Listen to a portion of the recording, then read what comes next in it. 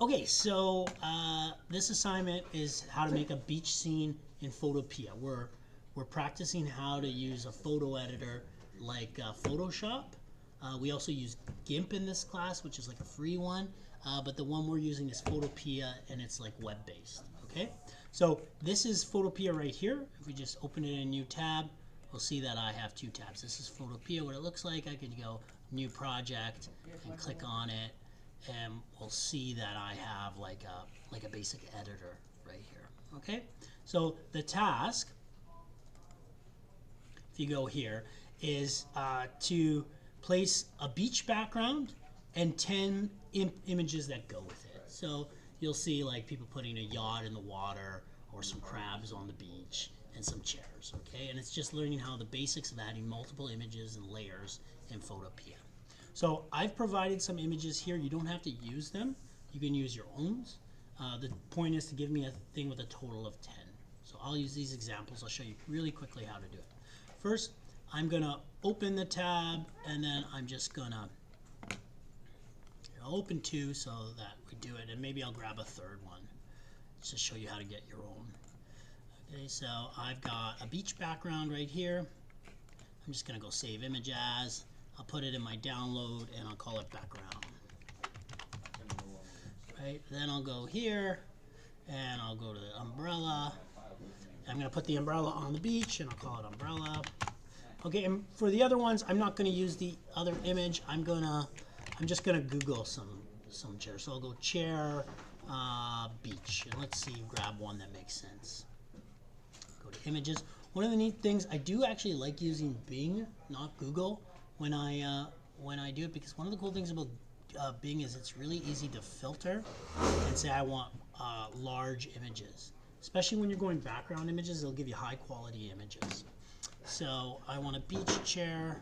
This one, I'm actually going to select a simple chair just to show you an example. So I'm going to go copy, save as. Let's see if we can put that on the beach. I'm going to put it in my downloads.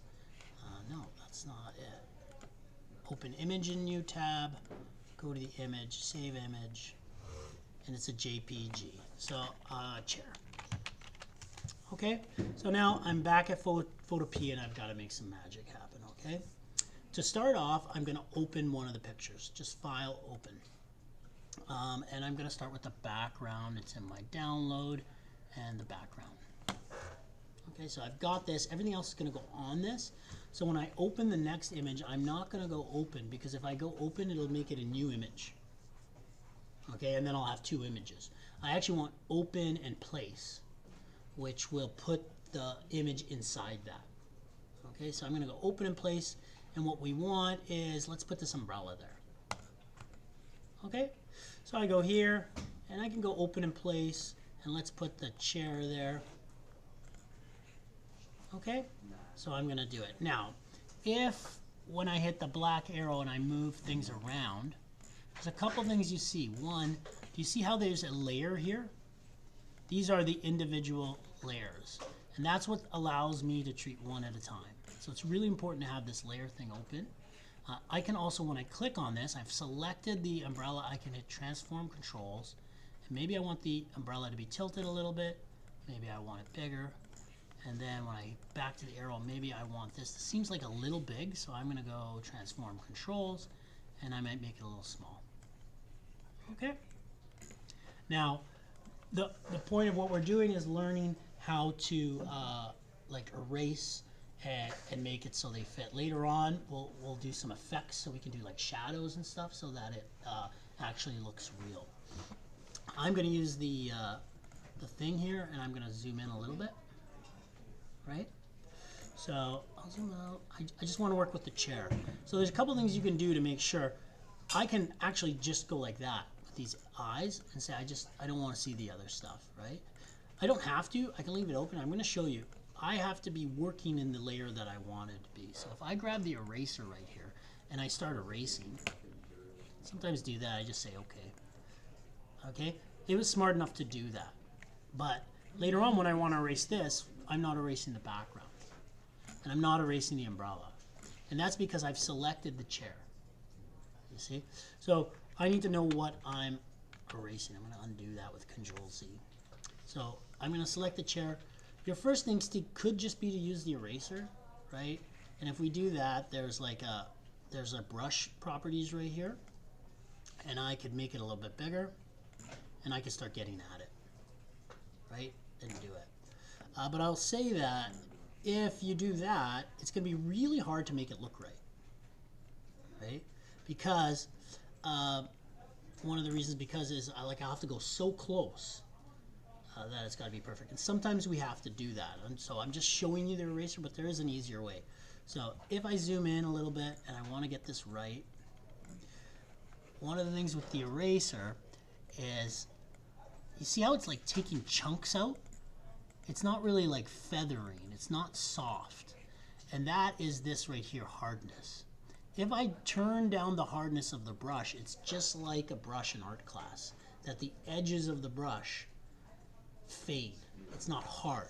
And so if I turn down the size now and I've got the hardness down, you'll see that it actually fades towards the end.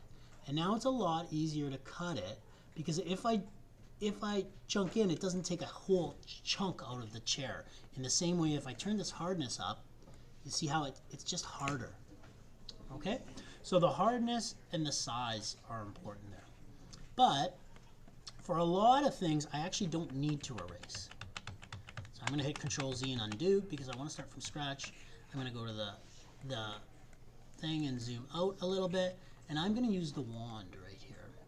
What the wand does is it tries to, I guess you would say AI, it tries to guess at colors and select. Okay? So I should be able to say this light blue, let's delete it. So let's click the wand and then click the light blue. You see how it's got some of the blue, but not enough, right? I can play with the tolerance of the wand right here. The tolerance means like how much do you want me to grab? If I jam it up to 100, it'll grab the whole photo. So let's do this. If I jam it up, it'll be like, oh yeah, here we got it. And then when I hit delete, it's all gone, right? So with the tolerance, there's some magic number. So we'll click it, and then we'll go to the top. It was at like 30, and that wasn't enough. Let's go to 80. You see here, pretty, I don't know if that's good. It's grabbed more. Yeah, pretty good. But do you see how it's kind of gone in the chair there? See how it's gone in the chair there? It's like, it was close, but a little too much. I hit Control-Z. Let's go back to the wand, and let's lower it to 60. Or, I don't know, 40. It's like an art, right? Boom. And now that seems to be a good number. I don't need this, I don't need this, I don't need this. Okay, and now all I'm doing is selecting and deleting. Now, I might change the tolerance again, right? Like maybe I want it to be a little bit more. So let's go here. And actually what's interesting is I probably don't want the shadow, but you could do something cool with the shadow and like put that on the beach. Well, the issue is the lines. Yeah. If you got a beach chair from a beach, then you might be able to use it. What I could show you, I'm not really going to show you how to do it right now, but I could select the shadow. Let's lower it, right? And I'll probably show you how to do this either in another assignment or this one. But now I've selected what the shadow area is. And later on, I could say this area, I want to go to the beach and make that area darker. You get what I mean? And then I could use an effect to darken. And I'll show you how to do that later, but I don't want to confuse you. So anyways, for now, I'm just doing that. And at some point, I can say, let's just use the eraser, okay? Because now I need to get in there. And one thing's weird, when you start selecting, you see how it's selected an area? I have to unselect because the eraser won't erase here because the selection means I only want to work here. So what I do is I'll use the selection tool, rectangle select, and then I'll select once. I'll just select once to unselect. And now I can start erasing again. Okay? So if I zoom out, we see that I've got a beach. I've still got to do the umbrella chair. If I want to move this around, I still can. Okay? Now, your task is to get a beach background and put 10 things that might be on a beach there so that I can turn them on and off and see that you did them separately. Okay, you can select the images to be a little easier, like if one has a white background, it'd be easier to get. We're just practicing the tool. One important thing that I'll just say is at the end of this class, to save it, it's not going to be on this web page.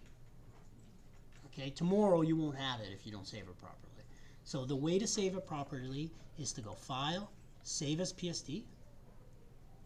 Okay, that's a Photoshop file, so I'm going to put down Mr. Russo Beach Project, right? So I know it. That's in my download directory. And now what you probably want to do, like tomorrow if you log onto the same computer, it might still be in your download directory. But the way to make absolutely sure is to go to office.com in your OneDrive.